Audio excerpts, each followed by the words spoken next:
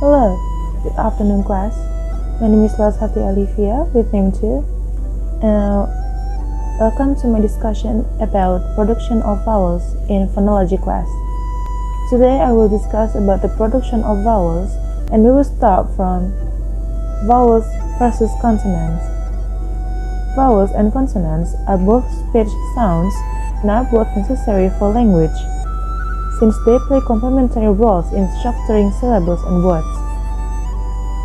Both are formed by modifications of a moving air stream carried out by the actions of the vocal folds and articulatory organs. To describe vowels adequately and accurately, we then need to consider 3 different parameters, all of which can be seen as modifications of the place or manner of articulation continua for consonants.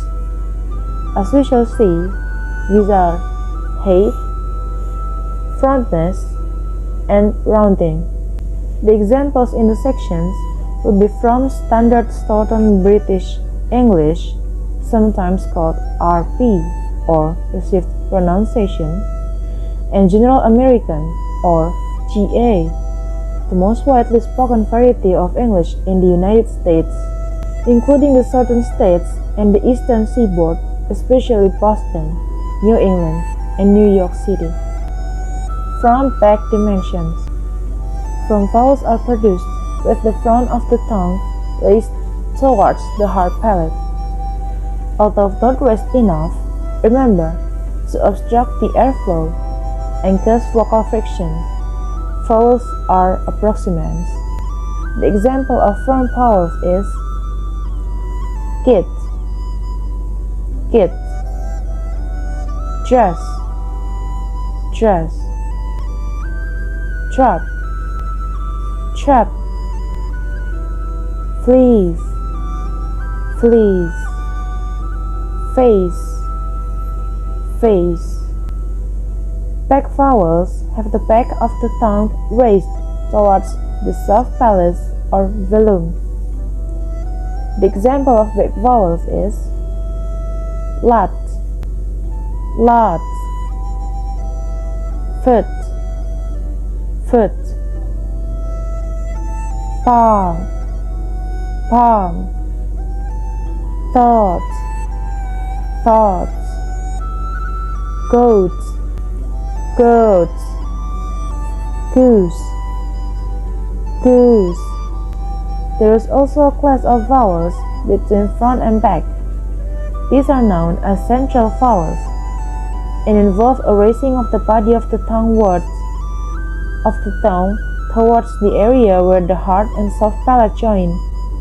The example of central vowels are about, about, nurse, nurse, strut, strut. High-low dimension. High vowels have the tongue raised most towards the roof of the mouth. If the raising was significantly greater, then friction would be produced, making a fricative consonant, not a vowel. Be careful with this. The example of high vowels is kids, kids, fleece, fleece, foot, foot, goose, goose. Low vowels are those where the tongue is not raised at all, but rather lowered from its resting position. When you produce a low vowel, you will be able to feel your mouth opening and your jaw dropping, even if it's not very easy to figure out quite what your tongue is doing. The example of low vowels is trap, trap, lots, palm, palm. Again, there is a further class intermediate between high and low, namely the mid vowels. This can, if necessary, be further subclassified as high mid, like face and goat vowels, or low mid like dress, thought, strut vowels, depending on whether they are near the high end of the scale or near the low end. The example of the vowels are face, face, goat, goat, dress, dress, lot, thought, thought, about, nurse, nurse, strut, strut. Lip position. Vowels in any of the previous categories may be either rounded, u, in goose, where the lips are protruded forwards, or unrounded, where the lips may be either in a neutral position, or sometimes slightly spread, as for a high front vowel like e, fleece. However, it is overwhelmingly more common cross-linguistically for back vowels to be rounded than for front ones, and for high vowels to be rounded than low ones. This is borne out in English. The example of rounded vowels is lots, foot, foot, thought, thought, goat, goat, goose, goose. Length. Using 3 dimensions, broadness, height, and rounding, we can now define the vowel in fleece as height, front, and unrounded. That in goose as its height, back rounded. In the unstressed vowel of about, schwa as mid-central and unrounded. A schwa itself is a vowel sound in an unstressed syllable. Unstressed, where the vowel does not make its long or short vowel sound. It usually sounds like the short oo sound, but it is softer and weaker.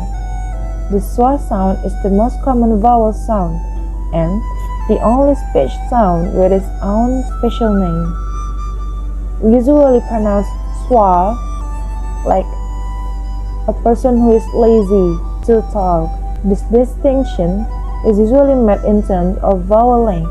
In SSPE and GA, the vowels in long words are consistently produced as longer than those in short words.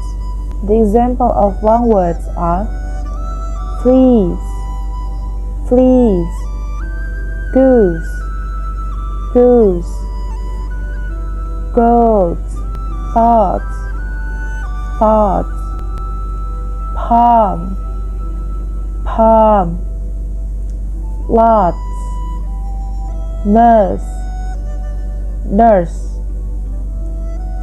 Well, the example of short words are kids, kids, dress, dress, trap, trap, lot, foot, foot, about. This word have a schwa vowel. About, strut, strut. That was all the material in the chapter The Production of Vowels. There are 4 aspects we need to be cautious for: the high-low dimension, the front-back, the lip position, and the length.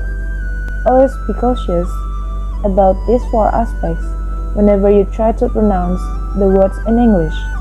That was all from me in this phonology class. Hope you like the summary of the material that we discussed today. Thank you for watching. Wassalamualaikum warahmatullahi wabarakatuh.